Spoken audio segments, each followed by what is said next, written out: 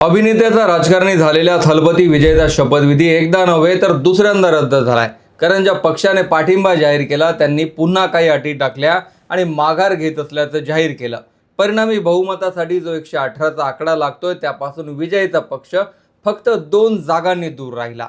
एकीकडे डीएमके आणि एआयडीएमके या द्रविड चळवळीतल्या कट्टर शत्रूंची एकत्र येण्यासाठी मोर्चेबांधणी सुरू होती. त्यातच कम्युनिस्ट पक्षांनी विजयच्या टीव्हीकेला पाठिंबा जाहीर केला आणि त्यामुळे तो सत्तेचा पेच सुटला. राज्यपालांना पत्रही देण्यात आलं आणि शपथविधीसाठी वेळही निश्चित करण्यात आली. मात्र तमिळनाडूतल्या एका फक्त 2 जागा असलेल्या पक्षाने ऐनवेळी माघार घेत असल्याची घोषणा केली आणि थलपतीचा शपथविधी पुन्हा रद्द झाला.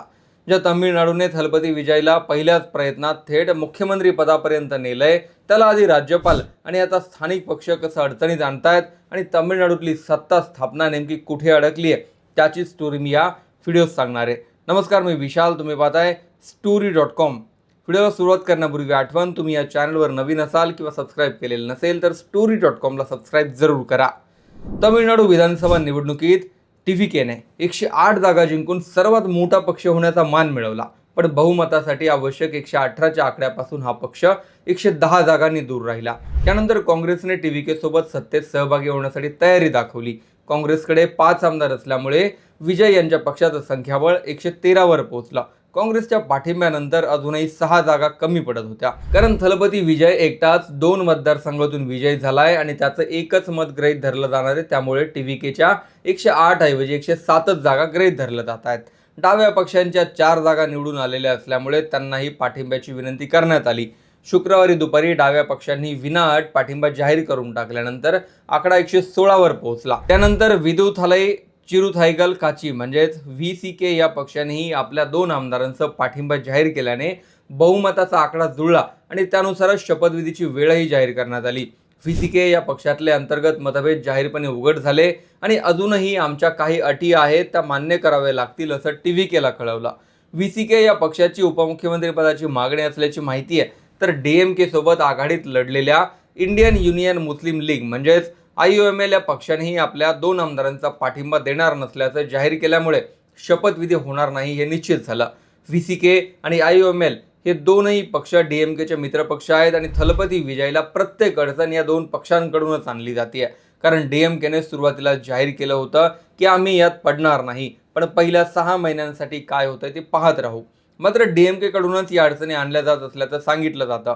दुसरीकडे एआयडीएमकेनेही अजून मैदान सोडलेलं नाही हे स्पष्ट होत आहे. टीटीव्ही दिनकरन यांच्या एएमएमके या पक्षाने अचानक पुढे येत राज्यपालांकडे एआयडीएमकेला सरकार स्थापनेची संधी द्यावी अशी मागणी केली.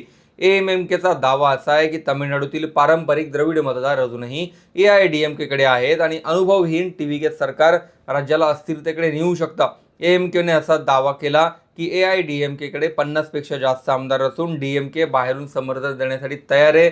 स्थिर द्रविड सरकार हा पर्याय राज्यपालांनी तपासून पाहावा. राजकीय निरीक्षकांच्या मते एएमएमकेची ही भूमिका केवळ घटनात्मक नसून अत्यंत रणनीतिक आहे.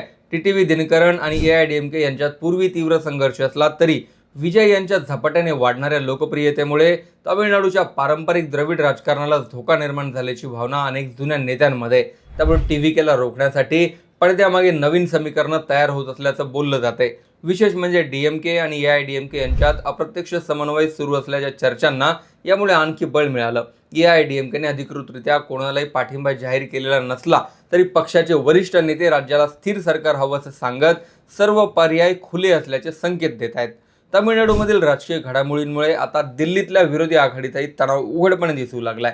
काँग्रेसने विधानसभा निवडणुकीनंतर डीएमके सोबतची जुनी आघाडी मोडत टीव्हीके आणि विजय यांना पाठिंबा देण्याचा निर्णय घेतल्यामुळे डीएमके नेतृत्व नाराज झाले. विशेषतः विधानसभा निवडणुकीत डीएमकेला अपेक्षेपेक्षा मोठा फटका बसल्यानंतर काँग्रेसने ऐनवेळी विजय यांच्या बाजूने उभं राहणं हे राजकीय विश्वासघात असल्याची भावना डीएमकेमध्ये व्यक्त होते. पक्षाच्या वरिष्ठ नेत्यांनी सार्वजनिकरित्या फार आक्रमक भूमिका घेतलेली नसली तरी पडद्यामागे काँग्रेस विरोधात तीव्र नाराजी असल्याचं सांगितलं जातं.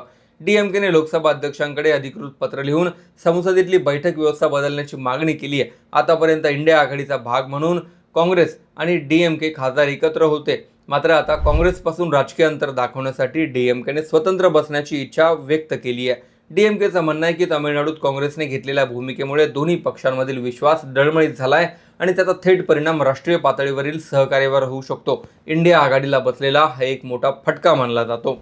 तामिळनाडूमध्ये ही गोंधळाची परिस्थिती निर्माण झाल्यानंतर आता राष्ट्रपती राजवट टाळण्यासाठी विजयकडे काही पर्याय आहेत. ते म्हणजे आवश्यक 118 आकडा स्पष्टपणे दाखवत पुन्हा राज्यपालांकडे दावा सादर करणं. दुसरा पर्याय म्हणजे कॉमन मिनिमम प्रोग्राम तयार करून व्हीसीके आणि डाव्या पक्षांना औपचारिकरित्या सोबत घेणं. व्हीसीकेमध्ये याच मुद्द्यावर चर्चा सुरू असल्याचं समोर येत आहे. तिसरा पर्याय म्हणजे AIADMK मधील काही आमदारांना अप्रत्यक्ष समर्थनासाठी तयार करणं. जरी AIADMKने अधिकृतपणे टीव्हीकेला पाठिंबा नाकारला असला तरी या पक्षातला एक गट सत्तेत सहभागी होण्याच्या मानसिकतेत आहे. चौथा पर्याय म्हणजे जर बहुमत सिद्ध झालं नाही तर राष्ट्रपती राजवट आणि पुढे पुन्हा निवडणुका होण्याची शक्यताही नाकारता येत नाही. स्टालिन यांनी आधीच सांगितलंय की आता पुन्हा निवडणुका परवडणाऱ्या नाहीत आणि स्थिर सरकार द्यावं, पण तशी परिस्थिती सध्या तरी दिसत नाही. 1980लाही अभिनेत्याचा नेता बनलेल्या MG रामचंद्रन यांचं सरकार बहुमत गमावल्यामुळे बरखास्त करण्यात आलं होतं, पण त्यांनी नव्याने झालेल्या निवडणुकांमध्ये जास्तीच्या जागा जिंकल्या होत्या. अत्यंत शांतपणे सगळी परिस्थिती हाताळत असलेल्या विजयकडेही पुन्हा निवडणुका झाल्यानंतर बहुमताचा आकडा गाठण्याची शक्यता आहे. पण तामिळनाडूमध्ये खरंच पुन्हा मध्यावधी निवडणुका लागू शकतात का? तुमचं मत जरूर लिहा. चॅनल सबस्क्राईब करा.